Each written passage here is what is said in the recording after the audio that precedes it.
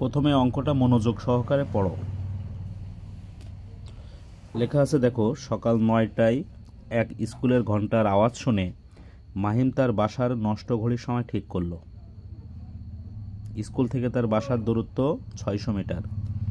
এক্ষেত্রে তার সময় ঠিক করা সঠিক ছিল কিনা গাণিতিকভাবে বিশ্লেষণ করো। মানে ব্যাপারটা হয়েছে এরকম, মাহিমদের বাসায় মনে করে একটা নষ্ট ঘড়ি ছিল, এই নষ্ট ঘড়িটা ঠিক করা হয়েছে, মানে ব্যাটারি লাগানো হয়েছে। ব্যাটারি লাগানোর পরে কোনো একটা সঠিক টাইমের সাথে তো ওকে অ্যাডজাস্ট করে দিতে হবে, তাই না? মানে আন্দাজে তো আর কোনো একটা টাইম দিয়ে দেওয়া যাবে না, কোনো একটা সঠিক টাইম দিতে হবে। তার জন্য একটা ভালো ঘড়ি প্রয়োজন। ওনার বাসায় আর কোনো ভালো ঘড়ি নেই। তখন উনি কী চিন্তাভাবনা করলো মাহিম? তখন চিন্তাভাবনা করলো কি যে ওর পাশে, বাসার পাশে একটু দূরে একটা স্কুল আছে এবং স্কুলে একটা ঘন্টার আওয়াজ বাজায় প্রত্যেক দিন সকাল ৯টার দিকে। যথারীতি মাহিম ঠিক করলো কি যে স্কুলে ঘন্টা বাজবে সে ওর বাসার ঘড়ির টাইমের সময় ৯টায় বাজাই দেবে। যেহেতু ওর বাসায় কোনো ভালো ঘড়ি নেই, কোনো টাইম মিলাই ঠিক করতে পারছে না, এই জন্য মাহিম ঠিক করে রেখেছে স্কুলের ঘন্টার আওয়াজ যেই শুনবে সে ওর বাসার ঘড়িতে, নষ্ট ঘড়িতে সঠিক সময় ৯টা ঠিকঠাক করে দেবে। এভাবে প্ল্যান করে বসে আছে মাহিম। আর ঠিকই কোনো একদিন সকালে ৯টার দিকে ঘন্টার আওয়াজ বাসা থেকে শুনেছে। শুনে কয়টা বাজাইতেছে? ৯টা বাজাইতেছে।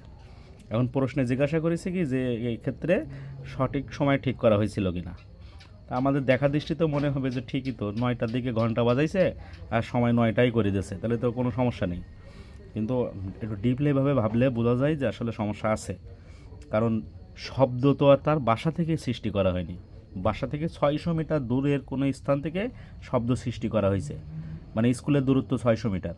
ওই ৬০০ মিটার শব্দ আসতে গেলে তার তো একটা সময় লাগবে, শব্দেরও তো একটা আসার জন্য একটা সময় লাগবে, তাই না? কারণ শব্দ তো ৩৩০ মিটার পার সেকেন্ড বেগে আসে। তাহলে আমরা ব্যাপারটা এইভাবে ভাবতে পারি। মনে করি এখানে এটা হলো স্কুল, এখানে ঘন্টা বাজানো হয়েছে।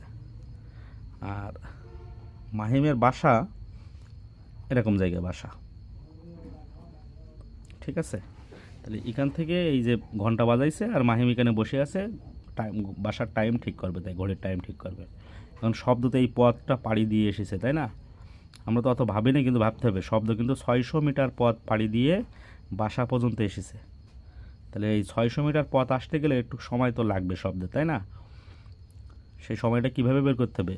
শব্দ কিন্তু সমবেগে যায়, এস সমান ভিটি, এই বেগে যাচ্ছে। তাহলে শব্দ কত পথ এসেছে? ৬০০ মিটার পথ এসেছে, এসের জায়গায় ৬০০ বসালাম।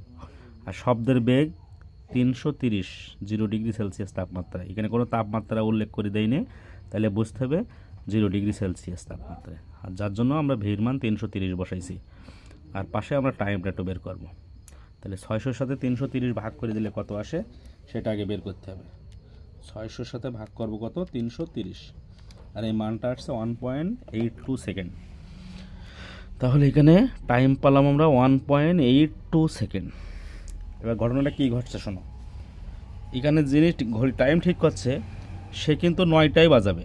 তার ঘড়িতে কয়টা বাজাবে? ৯টাই বাজাবে, কারণ সে তো মনে করেছে যে স্কুলের ঘন্টা ৯টা দিক বেজেছে আর তার বাসায়ও ৯টা বাজাই দেবে, তাই না?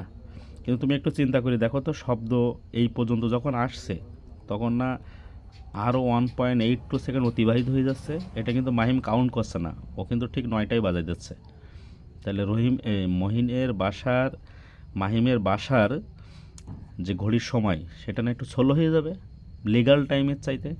মানে স্কুলের ঘড়ির টাইম অনুযায়ী মাহিমের বাসার ঘড়ির টাইম কিন্তু 1.82 সেকেন্ড স্লো হয়ে যাবে, স্লো ঠিক করা হয়ে যাবে। কারণ মাহিম কিন্তু এই সময়টা বিবেচনা করেনি, না বিবেচনা করেই ৯টা বসাই দিয়েছিল, ঠিক আছে? তাহলে এখানে প্রশ্নে দেওয়া ছিল এক্ষেত্রে তার সময় ঠিক করা সঠিক ছিল কি না? ঠিক ছিল না। তার মানে প্রশ্নের অ্যান্সার হবে মাহিমের বাসার ঘড়ির টাইমের সময় স্কুলের সময় অনুযায়ী 1.82 সেকেন্ড স্লো হয়ে যাবে, এটাই অ্যান্সার দিতে হবে, ঠিক আছে? তা ভালো থাকো সবাই, ধন্যবাদ।